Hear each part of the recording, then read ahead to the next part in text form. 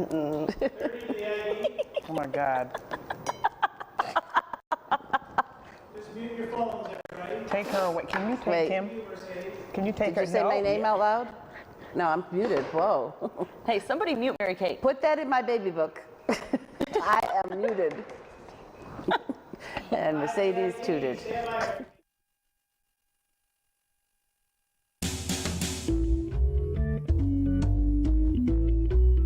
The following hometown program is brought to you in living color on WBBZ-TV.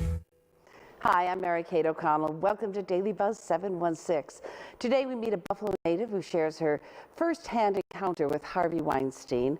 Our United Way of Buffalo and Erie County celebrates its 100th birthday, and we spotlight the Alzheimer's Association and the epidemic with the Alzheimer's Association and some new works that speak to the profound impact of this horrible disease. So please stay with us.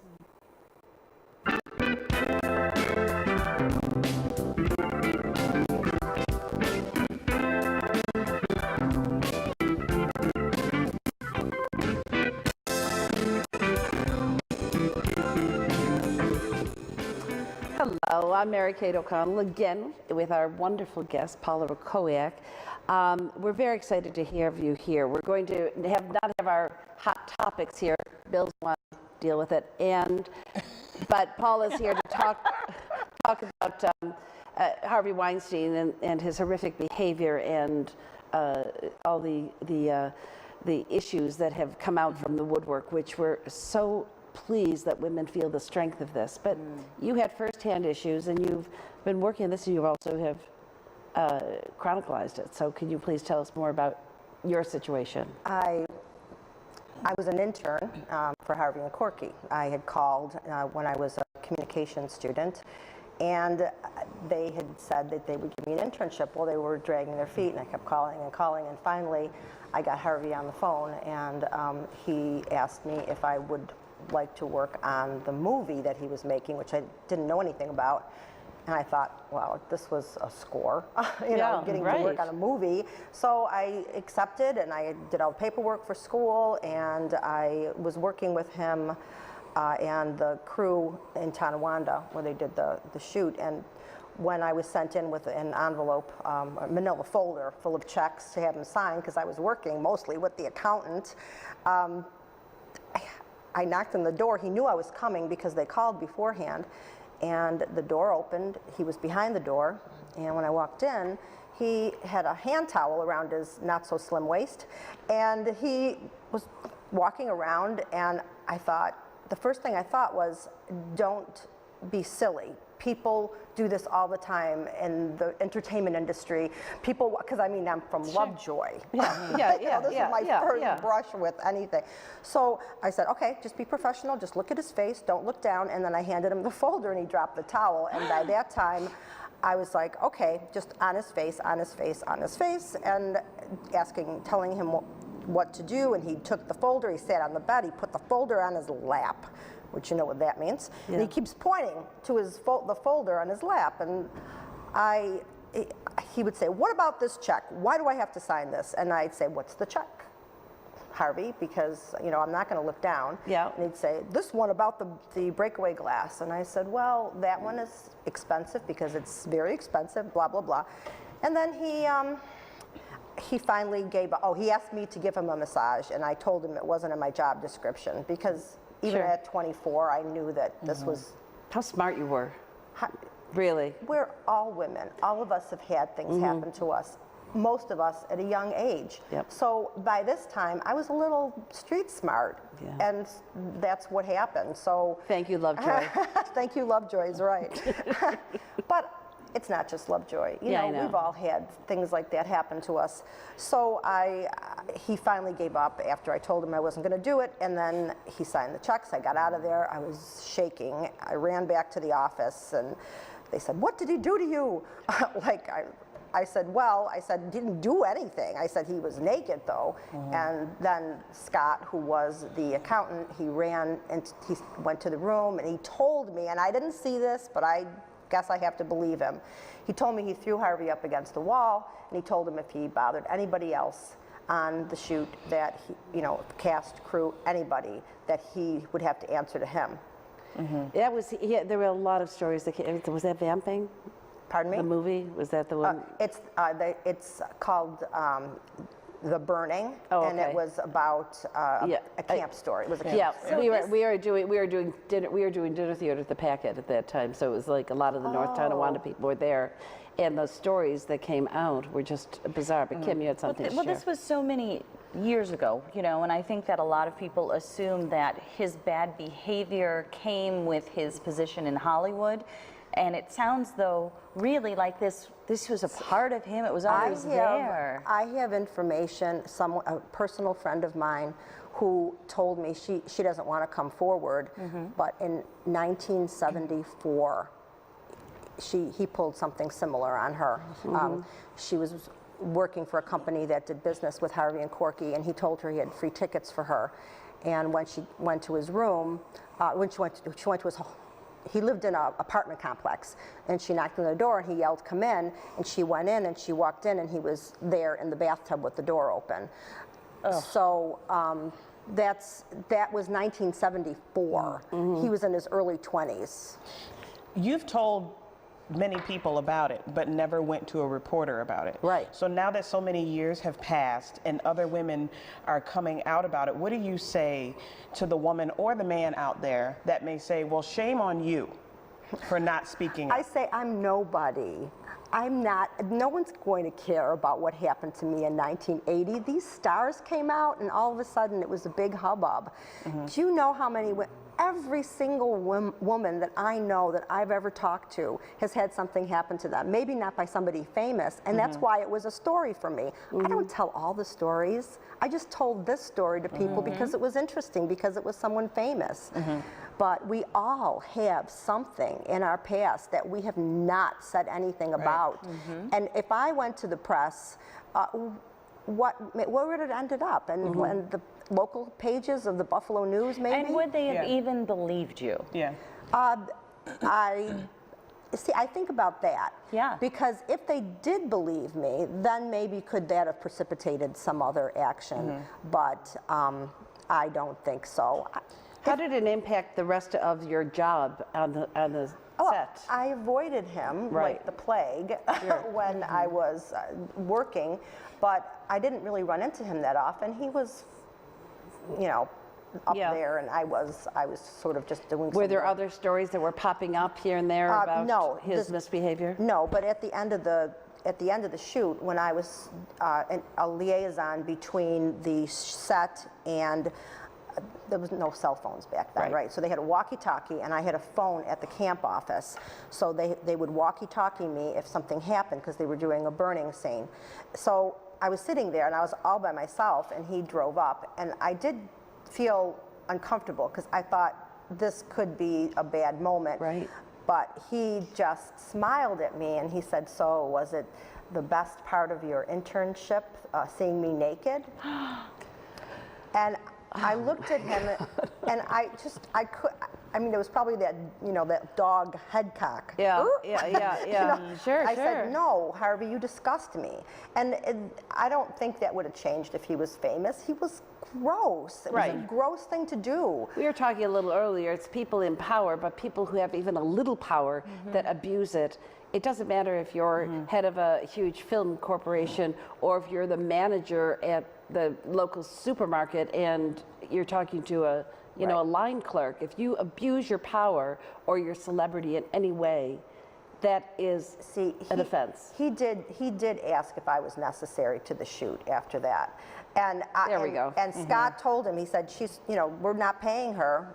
She's working for free, and she's good at what she does, and we like having her around." So they advocated for me. I want to ask another question that the critics would ask. Why didn't you quit when he did that? Because because he wasn't going to win. You let him win, he would win. If I made it go away by leaving, and so he didn't have to feel that somebody knows something, I don't know. I felt like it would have been a weak thing to do. I didn't want to leave that. First of all, I had arranged an internship with school. I was getting credit for it. I needed that credit. Second of all, it was an exciting project. It was an opportunity I might never have again. And if I left, he wins. Paula, what was your feeling when you heard the announcement on the television, on the Facebook or whatever, about the fall of Harvey Weinstein? I couldn't believe it took this long. Yeah. You know, it's been decades. Right. And you know, my husband was always say, why don't you call like one of those tabloids and tell them the story? I'm like, I'm not doing that. So he said, now you're going to tell somebody? And I did. I Facebooked, I inboxed Jeff Simon, who is, you know, we know casually. And so I told him, and he said, could you write it up and let me know exactly what happened? So I did, and then he asked me if a reporter could call me, and I said, yeah, I've been telling this story for a long time. Well, the thing is that what you're giving is the meat of the story is each of the people that have been impacted in a very profound way. Yeah. How do you feel that this is going to, with these many people coming out and telling their truths? How do you think this is going to impact the perception of people? Some people think it's, you know, they're victimizing the victim.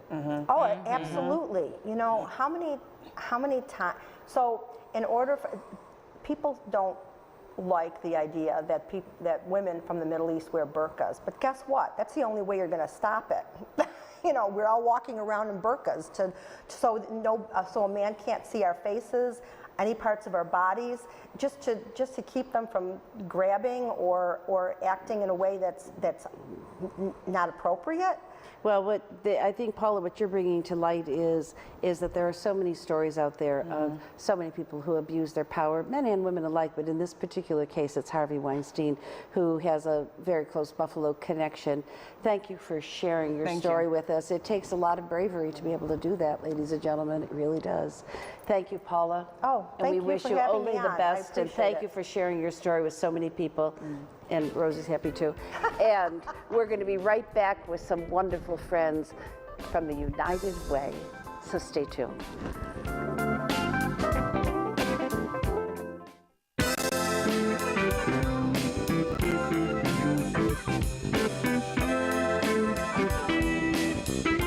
Hello, welcome back to the Daily Buzz 716.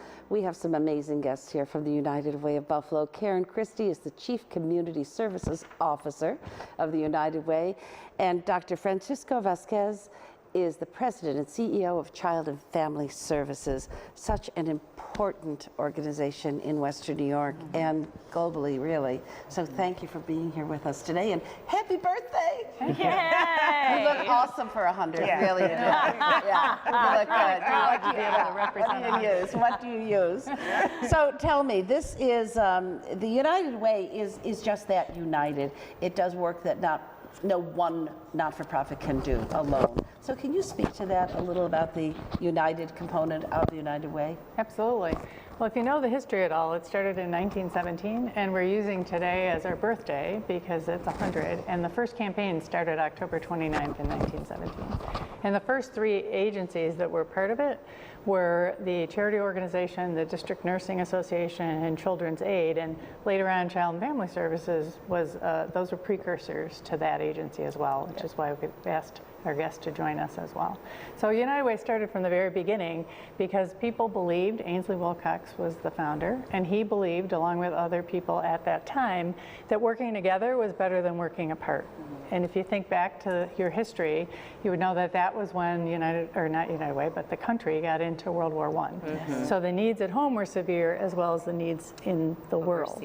Yeah. So it was this group of businessmen at the time that came together and said, we really need to work together. And that was the beginning of it. And that has been the foundation for United Way ever since. You think about the time that this happened, 1917, and the foresight and the global vision. It was, I think, very unique for that time that these people knew how important it was to come together like this. And interestingly enough, look at this. We have a copy, our producer found a copy of a letter from October 29, 1979. I've got to show you this from the beginning of the campaign. 1917. 1917, right. 100 years ago, 70, I That would was have that band camp thing. And we think it was unique that people wanted to work together, because up until then, everyone was working on their own individual activity. Another kind of unique aspect to United Way was that in 1921, we had a woman, Alice Williams, who became an employee of the United Way and eventually became the president.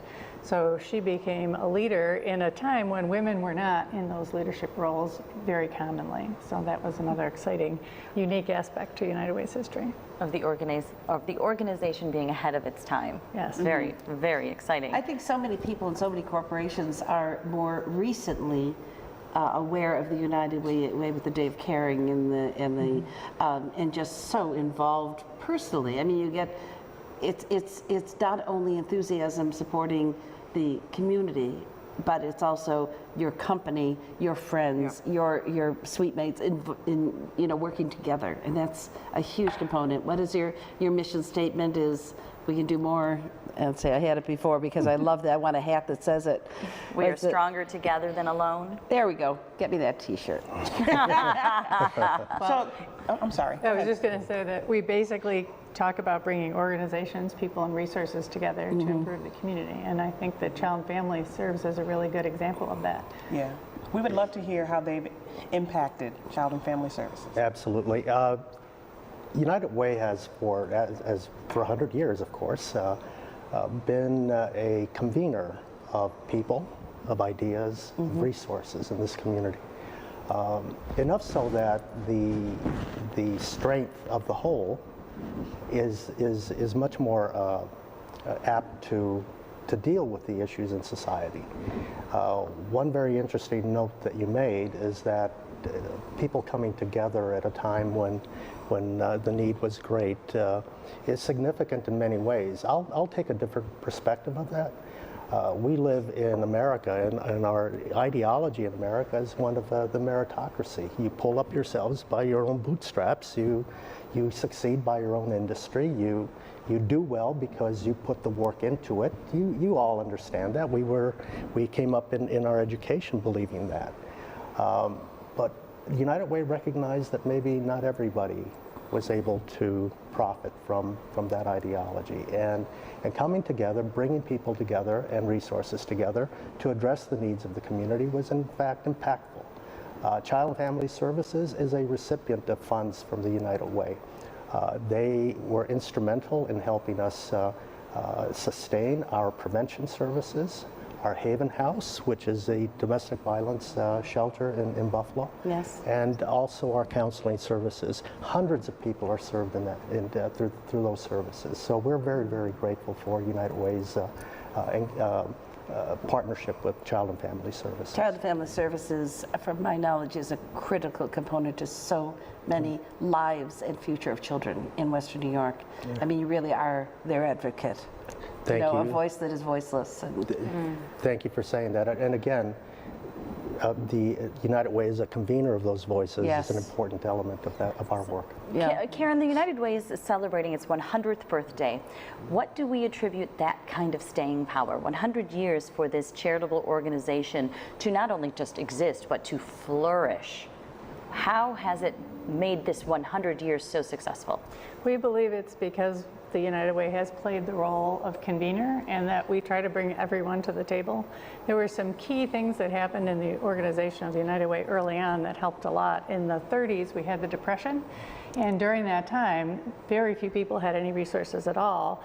But organized labor came up with the idea of payroll deduction, thinking that everyone could give just a little and put it together into creating a lot of funding. Live United. Right, and that today is the basis for United Way. Everyone has an opportunity to give, as you mentioned, to volunteer or to advocate for change in our community. Hopefully everybody does a little bit of all of those things. Yeah. But I think that's it, and because we've tried to always be the community table.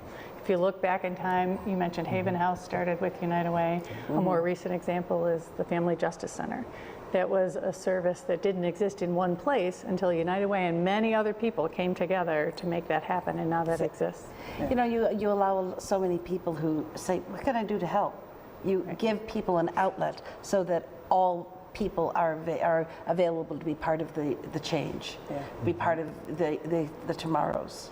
And I really credit you for that, because a lot of organizations say, I want to help. Oh, let me think of what you can do. You're like, okay, here, boom, there you are. See you there tomorrow. I can attest to that. We got our first, I have a nonprofit organization. We got our first check in the mail last year, and I'm like, what is this? And it goes such a long way. But yeah, I can attest to that. Yeah, okay. absolutely. So United Way is just a major facilitator of people coming together, a major facilitator which makes a common ground. And I love that United Way, of course, United Way understands the importance of financial contribution, but United Way also pushes the importance of volunteering. Yes.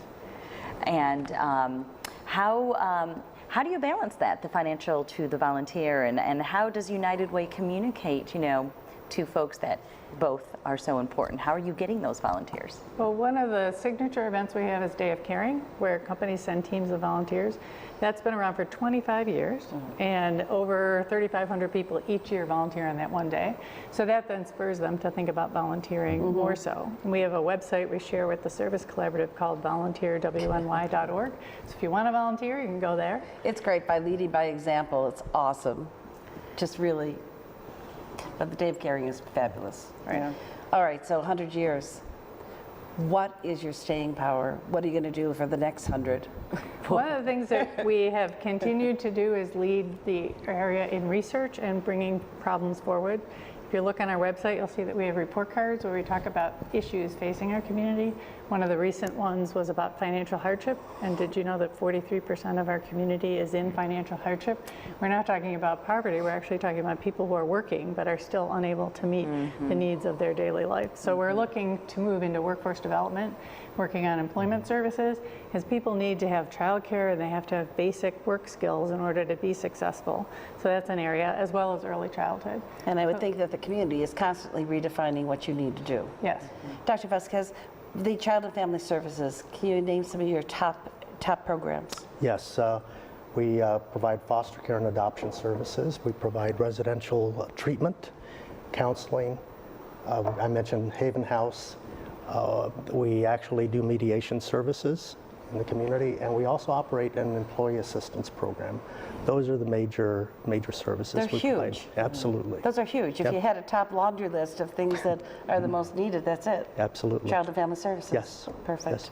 I have to tell you a story, if we have time, that we had a volunteer event over the weekend called Work and Play Day with our families who donate to United Way. And they were at Child and Family Services, and they created birthday boxes for children who are in care who don't have a regular birthday. Oh, they have cake mix, wow. frosting, little gifts, gift card, that kind of thing, and they decorate the boxes and put messages of hope on them. So that's a good way to bring in the Absolutely. Thank you to volunteering. Karen Christie and Dr. Francisco Vasquez and the United Way of Buffalo. Happy birthday! Here's to 100 more. When's the cake? We're real foodies here. Technically, we have the cake on. Thank you so much. Thank you. Wonderful to have you. Thank you, Thank Dr. you. Wonderful to have you. When is the Day of Caring?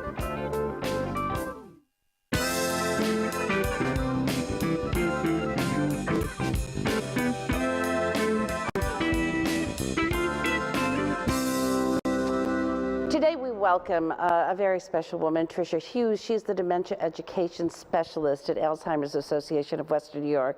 And this is such a prevalent disease in our community, as in others. And we wanted to give it a little attention on today's show, so thank you. Thank you for being here, Tricia. Oh, my pleasure. Thank We you for having just regrouped after 20 plus years of not seeing each other. We did a musical together a few years ago. Just a few. And she got a real job and I don't.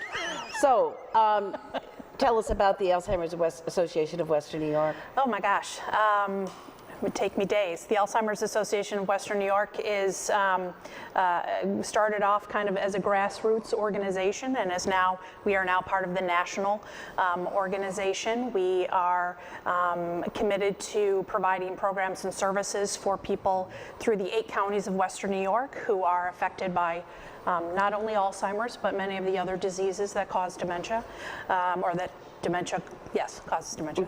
And we provide mostly free services, care and support. We have a 24-hour helpline. We have respites, support groups. I myself go out and teach classes about the disease and things that we can do to help our caregivers and our people with disease. You name it, we will do it. Give us some statistics surrounding this disease. Sure. About 5.5 million Americans have this disease right now. And the prediction is by the year 2050 that number is going to triple. Wow. And with that, 5.5 million Americans, about 15 million caregivers. So now that number is going to triple as well. It's the 6th leading cause of death in the United States right now, and the only cause of death on that top 10 list that currently has no treatment and no cure. And that's really what we are striving for so diligently as an organization. We are the largest nonprofit to do research on this disease. And boy, have we made tremendous strides in so many avenues, but that we haven't gotten to that last goal of finding that survivor and getting this, just putting me out of a job. I always say, please, Yes. I want to not do this anymore because we've eradicated it. Yeah. One of the things that surprised me when looking at these statistics were the caregivers, which is, I'm sure, typically family, loved ones, Correct. and they're caregivers who are doing this for free. You bet. You know, this is their love, their obligation to their loved ones. Right. That 35% of caregivers for people with Alzheimer's and other dementia report their health has gotten worse due to care responsibilities, and that percentage is much higher compared to caregivers for people without disease. dementia. Right, right. Why is that? You know, this is a 24-hour-a-day job to be a caregiver for someone with dementia, and it's different every day, and it's different almost sometimes hour to hour. So being able to kind of plan a day around what you think is going to happen, it can't very often happen in that way. So I'm a caregiver. I have to take care of my loved one. So my health, my needs are second place, third place, 10th place. And so the mental stress on top of the physical is detrimental, and as it builds up, certainly we see so many caregivers who often die before their loved ones because they've just not been able to take care of themselves in the same way that they're taking care of their loved ones. Yeah, That's very unsettling. Yeah. How can you tell that someone may be afflicted with Alzheimer's rather than just the normal signs of aging? I'm forgetting things. Where are my car keys? Excellent question. So listen, none of this is normal aging. Anything that is dementia or Alzheimer's, do not think that oh, well, they're 80 whatever, then they're going to forget things and that's the way it goes. That is not the way it goes. To forget something in our older age is normal, because we can go back and retrace our steps and find the wallet, find the keys, find the puppy, wherever. We can do all those things. Someone with Alzheimer's or a dementia, they don't have that ability to retrace the steps. It's just gone. It's just gone. Yep. Yeah. Now, is there any truth that it is hereditary? So there is a genetic component to this disease, but only about 5% of the people who currently have Alzheimer's have that genetic link. It is very, very rare. So most folks who are developing the disease are getting it in a what we call spontaneous or sporadic kind of way. It's just the luck of the draw. And we still don't have hints and clues about why the, quote, luck of the draw is happening. You know, there are, we certainly know the mechanics of the disease. We know the beta amyloid and the tangles and those sorts of things that are happening physically in the brain. Why those things are happening, that's the key right there. We don't know that yet. What can we do to contribute to our brain health? Yes, excellent question. We can eat right, we can exercise, we can be socially engaged, learning new things, going back to school. I was a school teacher for 12 years. I love telling people this. Go back to school, take a class, buy the books, take the notes. You're creating new pathways in your brain, and that's working out for the brain. So working out for the activity, body. Yeah. activity Yes. can push off dementia. Well, probably. I can't say definitively. Research is Leaning towards that, yes.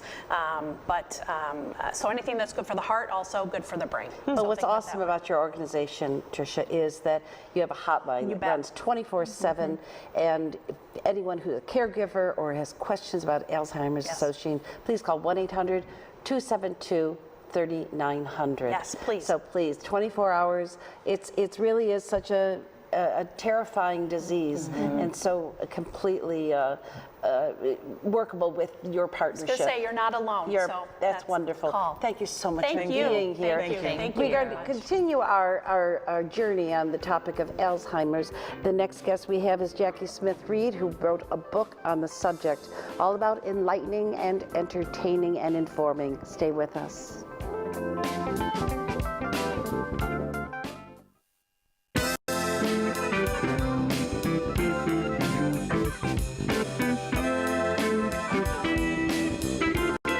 Welcome back to Daily Buzz 716, continuing our journey on information and enlightenment about the Alzheimer's disease and its ravaging our community. We have Jackie Smith-Reed, who is an author of A Stranger in the House. This is a heartwarming, personal perspective on Alzheimer's. Jackie, I'm so glad you're here. Oh, thank you for inviting Thank you me. for sharing this you. with so many.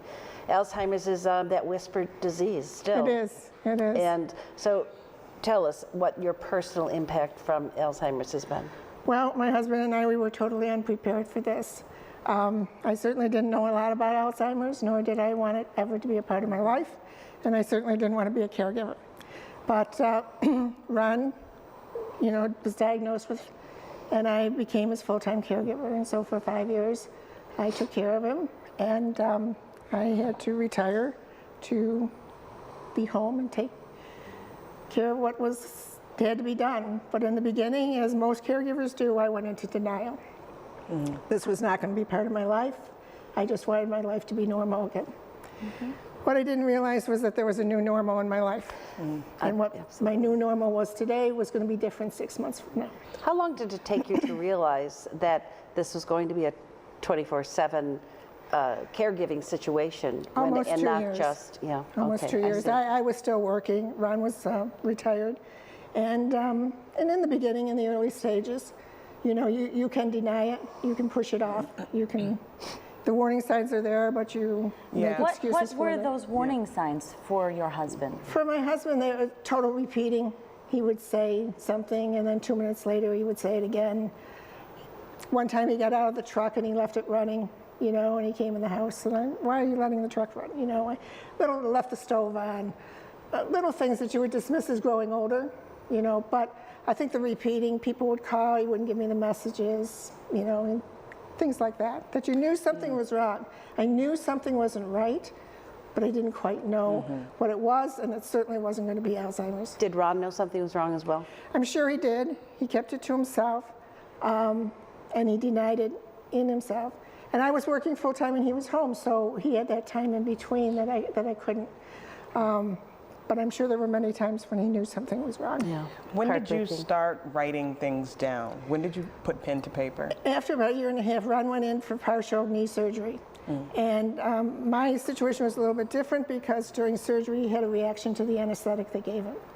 And so when he came out of it, the side effect of that anesthetic was prolonged and enhanced memory loss. Whoa. And he went from early stages to mid stages. Oh, like that. Right. Wow. So when I brought him home from the hospital, someone would come to visit him and they weren't out the door and he couldn't remember where they were. He had no short-term memory at all. So I went from A to X, overnight. So at that point, I started keeping a journal so I could monitor his behavior. But then it wasn't long that I knew I needed to journal for my own. Did you have a circle of people that could help you with the caregiving, or were you on your own? In the beginning, I did not because I was in denial. Sure. And I was going to handle this myself, and no one was ever going to know about it. And it wasn't until I contacted the Alzheimer's Association. And that's my biggest push. They were the ones that literally saved my life. They got me into a safe return program. They got me into wonderful caregiving groups. They gave me the tips and the learning and the understanding that I needed to be able to cope with this. To have someone at the other end of the phone when you are Absolutely. feeling so Because you're vulnerable. isolated, you just feel like you're in it all by Sure, yourself. of course, of Yeah. course. When did your journaling lead to this book? After he died, when he, a few months after he passed away, I went back and I read my journal.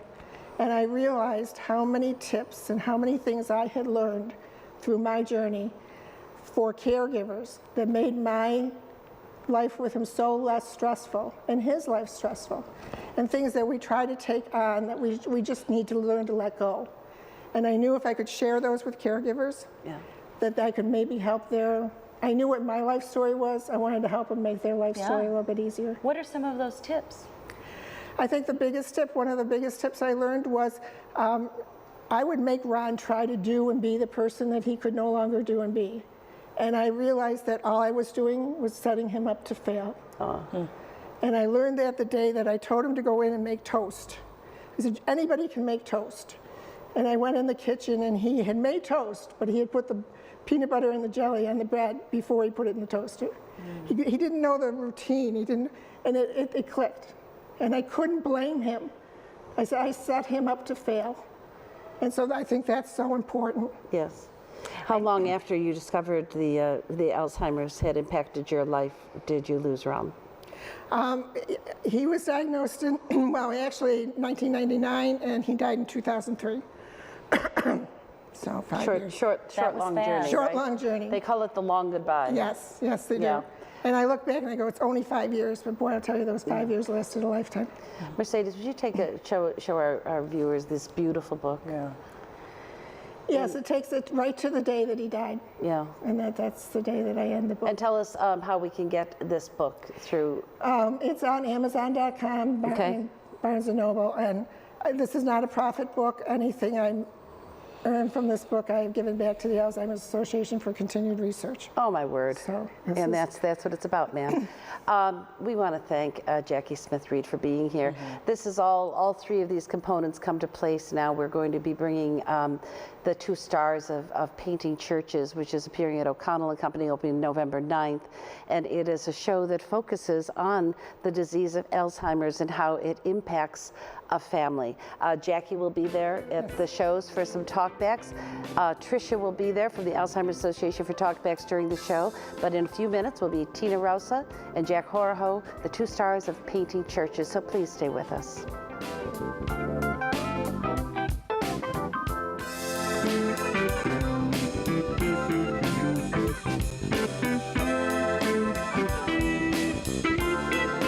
Welcome back to the Daily Buzz 716. We continue our discussion on Alzheimer's, and now we go into the arena of theater. We have Jack Horoho and Tina Rosa, who are the stars of the next production at O'Connell & Company called Painting Churches. And it's a beautiful, beautiful show that it shows a family and how they work through the beginnings of Alzheimer's and how it impacts their family. We only have it for 2 short weeks, but we plan on taking it other places. Welcome, Tina. Welcome, Jack. Thank you very much. Nice Thank to you. have you Thank you. Thank you. So, Mary Kate, why did O'Connell & Company select this show? Well, we chose this show, Kim, because each year we try and have a show that really speaks to a social issue. We've investigated.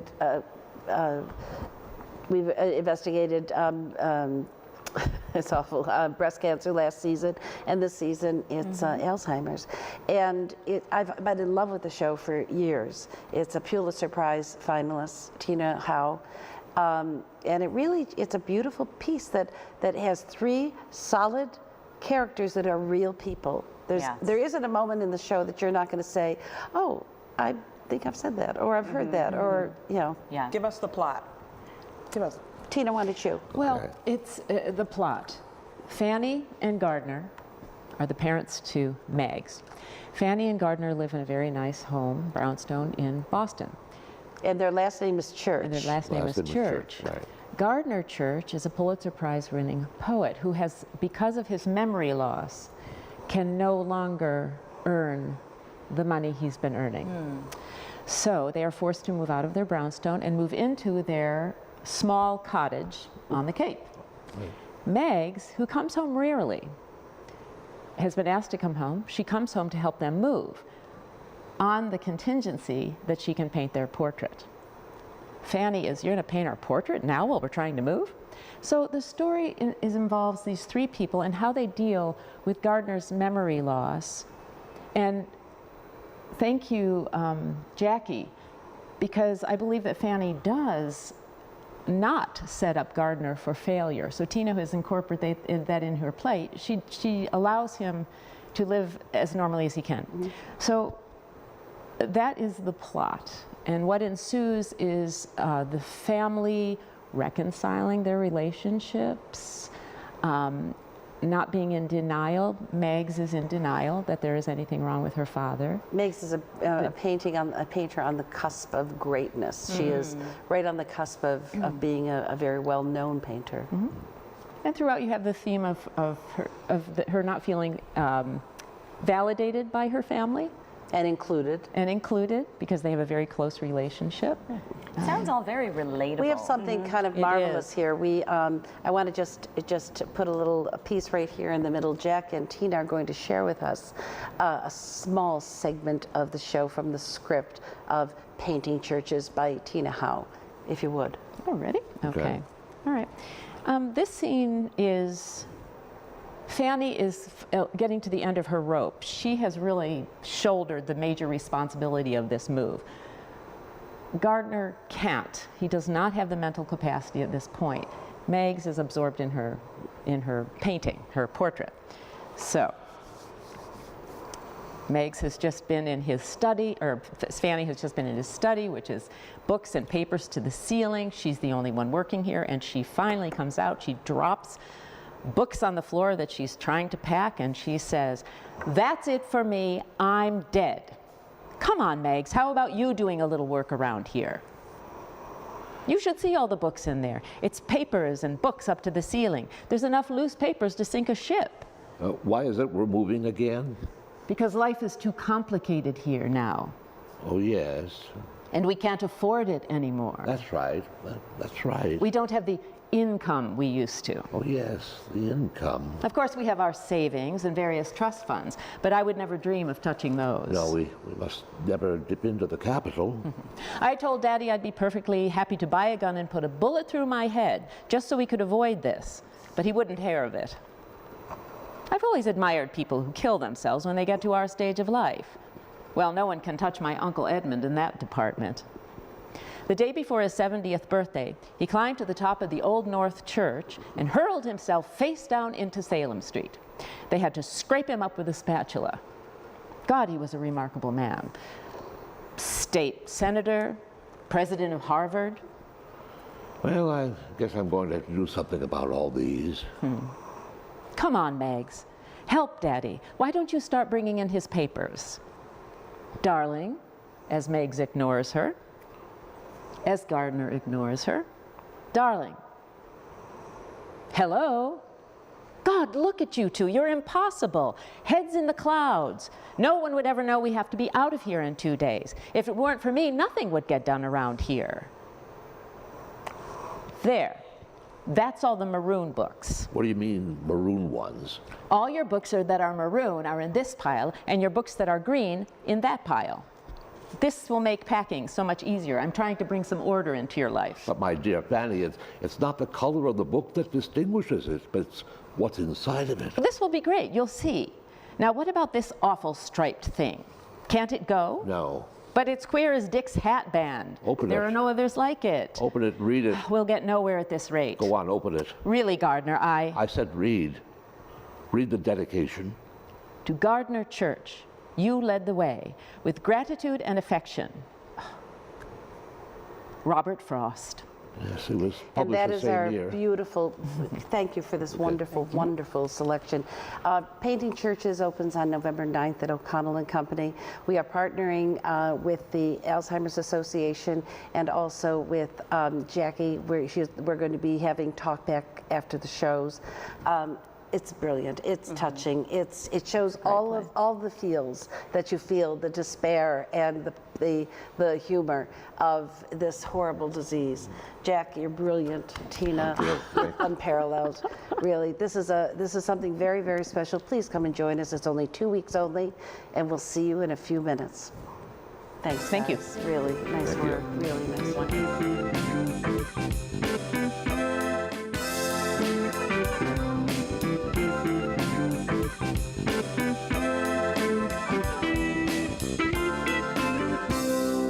Welcome back to the Daily Buzz 716. We still have our wonderful guests here, Tina Rouse and Jack Horoho from the O'Connell & Company production of Painting Churches. Please, please come and see this beautiful show. It also stars Sarah Coe Falcone and directed by Lucas Lloyd. We have wonderful connection with the Alzheimer's Association. As I mentioned, they're going to be doing some talkbacks, as well as A Stranger in the House will be on sale at the theater as well. Please come and support live theater. Please help us bring more information about the disease of Alzheimer's, because with that comes enlightenment, and perhaps we can see that light at the end of the tunnel soon. And also, please join us on WBBZ-TV daily, Monday through Friday, for Daily Buzz 716, and come join us in our studio audience.